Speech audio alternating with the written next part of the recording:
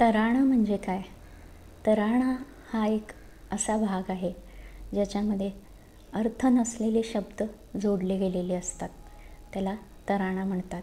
उदाहरणार्थ तन देरेना, दितोम, तोम, तानी असे शब्द असतात ज्याला वास्तव्यामध्ये काहीही अर्थ नसतो. अमीर खुसरू नावाच्या एका गायकानं हे सर्व शब्द एकत्रित केले आणि गायले.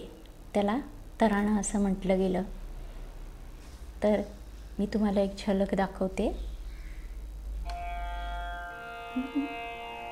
तन देरेना तानी दीम दीम दीम, तन देरेना तानी दीम दीम दीम, ताननन देरेना ताननन देरेना, तान देरेना तानी दीम दीम दीम, तान देरेना तानी दीम.